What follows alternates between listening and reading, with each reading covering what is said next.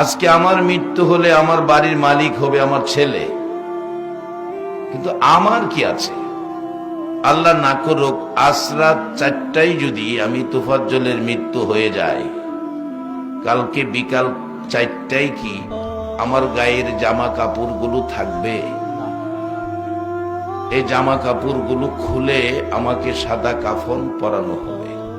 সাদা কাফন পরায়া এমন একটা দেশে পাঠাবে যেই দেশে শুধু যাওয়ার গাড়ি আছে, আসার কোনো গাড়ি নাই। আমরা আজকে যারা প্যান্ডেলে বসা, এই দেশটার মধ্যে আপনারা আর কতদিন থাকবেন এই হিসাবটা কি কেউ দিতে পারবেন? তাহলে এই দেশে আমার বলতে কিছুই নাই, কতদিন থাকবো হিসাবও দেওয়ার ক্ষমতা নাই। তাহলে এই দেশে আমি কিছুই না। এদেশে আমি এমন একটা অবস্থায় আছি, একটা পাখির মতো। পাখি যেমন কিছুই নাই, গাছের ডালে থাকে, আমরা এমন একটা পাখির মতো আমরা উঠতেছি। বলবেন হুজুর তাহলে কিছু না থাকলে আমাদের তো কিছু দরকার। আমাদের কি দরকার? যিনি আমাদেরকে সৃষ্টি করেছেন ইনি খুব ভালো জানেন। বলুন, আমাদেরকে সৃষ্টি করেছেন কে? শুধু সৃষ্টি করে নাই, 18,000 মাখলুকের মধ্যে একটা মাখলুককে শ্রেষ্ঠ বলেছে। বলুন এই মাখলুকটা কোনটা? মানুষ। একবার আলহামদুলিল্লাহ বলুন। ফেরেশতারা নিষ্পাপ, তাদের কোনো পাপ নাই, মিথ্যা কথা নাই, মাপে কম দেওয়া নাই, হিংসা বিদ্বেষ নাই, দলাদলি নাই, মারামারি নাই। এদেরকে আশরাফুল মাখলুক বলল না। আমাদের মধ্যে যাই ঝামেলা আছে, তারপরও আল্লাহ আমাদের নিষ্পাপ বলেছেন, আমাদেরকে সৃষ্টির সেরা বলেছেন। শুধু তাই না, আরো বলেছেন লাকাদ খালাকনাল ইনসানা ফি আহসানি তাকবীম, আমি মানুষকে সুন্দর করে বানাইছি। আবার আমাদের জন্য আল্লাহ জান্নাত বানাইছে, আবার জাহান্নামও কিন্তু বানাইছে। আমি আপনাদের কাছে জানতে চাই, জান্নাত বানাইছে, আদরের সৃষ্টি সুন্দর করে বানাইছে মানুষের জন্য, জাহান্নামটা কেন বানাইলো? জাহান্নামটা তো ভয় করে আমাদের। আমার বিশ্বাস আজকের উপস্থিতি আপনাদেরকে আমার আল্লাহ জাহান্নামে দিবে না,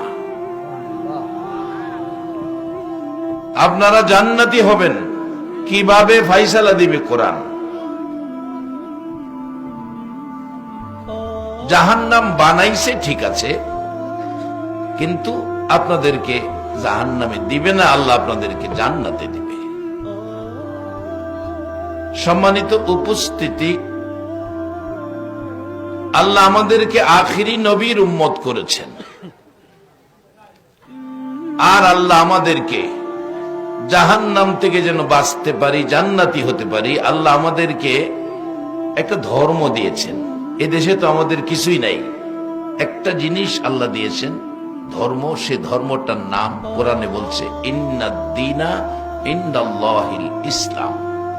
এটা আমি আল্লাহর মনোনীত পছন্দের ধর্ম। তোমরা এইটার মধ্যে থাকো, তাহলে তোমাদেরকে আমি জান্নাত দেব।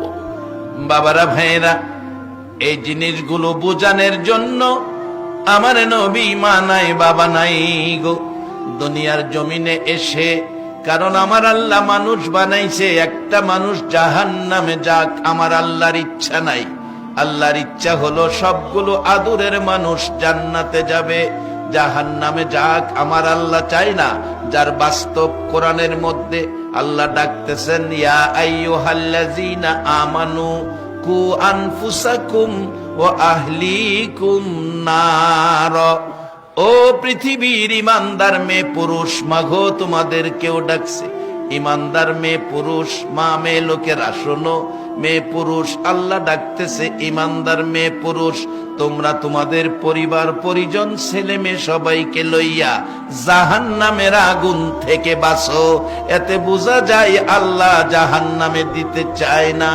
শুধু তাই নয়, আমার আল্লাহ কোরআন শরীফের মধ্যে পরামর্শ দিতেছেন, ইয়া আইয়ুহাল্লাযীনা আমানু উরকাউ ওয়াসজুদু ওয়াবুদু রাব্বাকুম।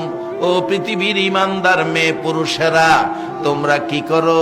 রুকু সেজদার মাধ্যমে রবের ইবাদত করো। কোরআনের পরামর্শ। এরপরে তোমাদের জান্নাত দিব এ কথা কয় না, পরে বলছে আফআলুল খায়রা, ভালো কাজ করো। নামাজের পরে ভালো কাজ করো, তাহলে তোমাদের পুরস্কার কি আসবে? লাআল্লাকুম তুফলিহুন। নামাজের পরে ইমানদার ভালো কাজ করবে, তোমরা জান্নাতি হবে। আল্লাহ নিজে বলতেছেন। আমার নবী বলেন, রে সাহাবীরা, আমি নবী বসে আছি, পথে দিয়ে পথিক যাচ্ছে। জিবরাইল এসে বলছে, হুজুর, এই যে লোকটা যাচ্ছে, লোকটাকে আল্লাহ জান্নাত দিয়েছেন। রাসূল বলেন, জিবরাইল কিভাবে জান্নাত পেল জানতে চাই। জিবরাইল বলেন, হুজুর, এই লোকটা মরুপথে, একটা গাধা, মরুভূমিতে পানি নাই, পানির পিপাসায় গাধাটা কাতর হয়ে পড়ে আছে। আল্লাহর নবী গো, এই পথিক লোকটা পানি নাই বিদায় একটা তরমুজের বাকলা, তরমুজের বাকলার মধ্যে পানি পানি থাকে, তরমুজের বাকলাটা নিয়ে গাধাটার সামনে দিল। গাধাটা তরমুজের বাকলাটা খেয়ে পানির পিপাসাটা কিছুটা কমলো, শান্তি পাইল। হুজুর, তরমুজের বাকলা পিপাসিত গাধারে দেওয়ার কারণে আমার আল্লাহ তাকে জান্নাত দিয়ে দিছে। আজকে আমার মৃত্যু হলে